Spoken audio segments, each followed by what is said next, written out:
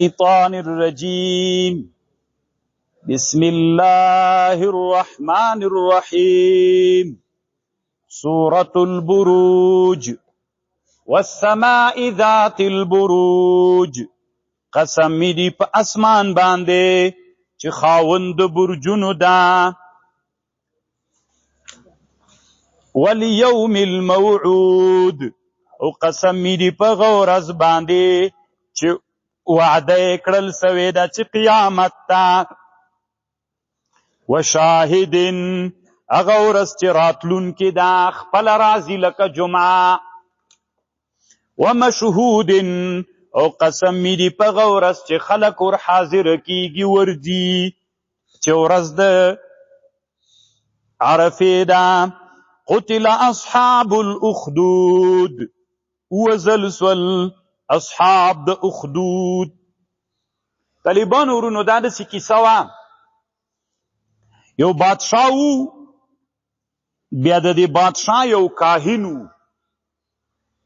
او د دې بادشاه کاهن بادشاه ته ویل چې زه نور مړ کېږم نو ته ماته یو ځوان هلک په لاس باندې راکړه چې زه د خپل علم ده ته ور زده کړم او بیا به ته ګټه ترې راخلې بادشاه یو هلک ور معرفي که دا هلک به چې کله له هغه نه را روان و څه ورته وایله کور نه راتله د کاهن ته نو په لاره کې دلته یو عابد و یو عالم و ده ته یو ورځ ورتاو سو دغه خبرو په ده کې تاثیر وکړ او دا هلک دا دین په هغه زمانه کې دین د نصرانیت و دا دین د نصرانیت زده که او ایمان یې پرې راوړ دلته به چې کاهن ته راغی هلک به یې وهه ولې ناوخته راغلی هلته به چې کور ته ناوخته لاړ هغوی به ویلې یعنې عالم ورته ویلې چې ته داسې چل وکړه هلکه چې کور ته چې ناوخته لاړې ورته وایې چې کاهن سره وم او کاهن ته چې ناوخته راغلی ورته هغه سره وم څه ورته وایي کور کې وم سکي به زه منځ کې نه راځم بالاخره طالبانو ورونو یو ورځ دلته په دې لاره کې یو غاټ مار یا زمری را پیدا سو ټوله لاره یې بنده کړله نو دی راغی دا ځوان هلک د طالبانو ورونو تیږه راواخیستله ویلې که چېرته رب د دغه عابد او د راهب په حق وي د هغه په رب په برکت باندې وار پې وکړه وار یې چې وکړه طالبانو زمری یې مړ کړ خلکو اوازه ګډه کړه دا چا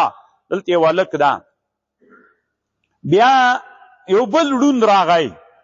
هغه ړوند سړی و ډېر وخت نه یې سترګې ړندې وې د دعا ورته وکړله خو هغه شرط دا ورسره کېښود چې بیا به ایمان راوړې په هغه رب باندې بې طالبانو هغه سترګې جوړې سوې هغه ایمان راوړ بالاخره بادشاه خبر سو بادشاه چې خبر سو امر یې وکړه ده ته چې دی وسړیه کسانو ته یې ورکړي چې دی له غره نه راورغړوی خلک له غره نه راورغړېدل دی روغ راغی دې کښتۍ کې سپور که چې دی غرق کړي هغوی ټول غرق شول الله دی بیرته ژوندی راوست بیا ده ورته ویلي چې ما ته مړ کولی نه سې که ما مړ کوې نو داسې چل وکړه د مرګ خپله طریقه زه در ښیم خلک راجمع که ډېر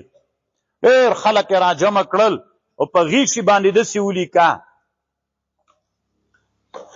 د نوم ولیکه او څه نور د رب په اړه باندې لیکنې ورته وښودلې چې دا باندې ولیکه په غیږ باندې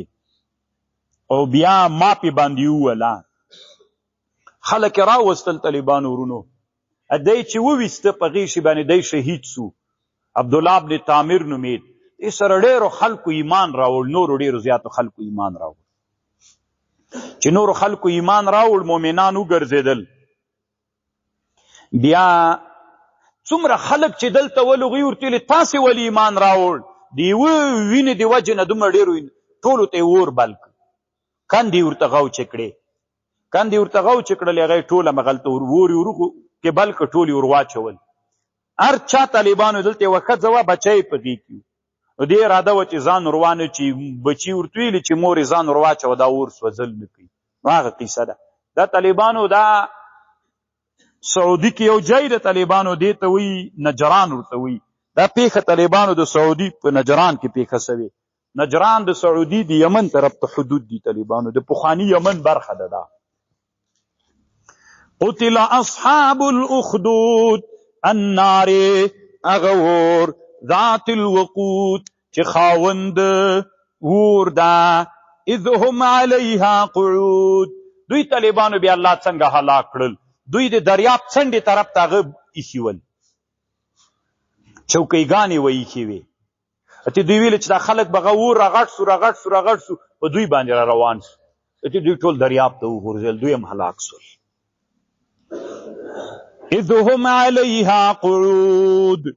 دوی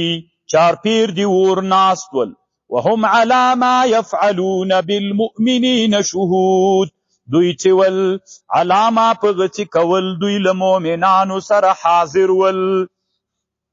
وما نقموا منهم، الله وی وما نقموا منهم، من بد نه ګڼل دوی نه وما نقموا، دوی بد نه ګڼل د مؤمنانو نه، الا مگر دا ان یؤمنوا بالله العزیز الحمید، چې دوی ایمان راوړیو هغه الله چې زورور او محمود ده. ولې د مسلمانانو وځل؟ دوی خو کومه ګناه نه وکړې، ګناه دا وه لا یؤمن بالله العزیز الحمید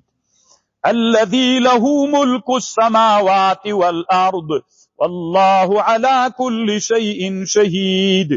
ان الذين فتنوا المؤمنين والمؤمنات، هغه کسان چې امتحانولې تکلیفولې مؤمنان ثم لم يتوبوا فلهم عذاب جهنم ولهم عذاب الحريق، هغه عذاب سوزونکی ده. ان الذين آمنوا وعملوا الصالحات لهم جنات تجري من تحتها الانهار ذلك فوز الكبير. ان بطش ربك لشديد، نیول د رب ډیر سخت دی. انه هو يبدئ ويعيد، الله ابداع د خلق او اعاده کوي. وهو الغفور الودود ذو العرش المجيد، الله خاوند عرش دا او لوی دا. فعال لما يريد، هل اتاك حديث الجنود، اي راغلی تا ته خبر د لښکرو د فرعون د ثمود. بل الذين كفروا في تكذيب والله من ورائهم محيط. بل هو قرآن مجيد في لوح محفوظ. سورة الطارق. بسم الله الرحمن الرحيم. والسماء والطارق، قسم می دیوی په اسمان باندې او په طارق. وما ادراک ما الطارق، دا طارق شیدا النجم الثاقب، دا ستوری دا اغا ستوری چې سری کوونکی ده. ان كل نفس لما عليها حافظ، هر نفس دا په دې باندې حافظ و نگهبان ستا.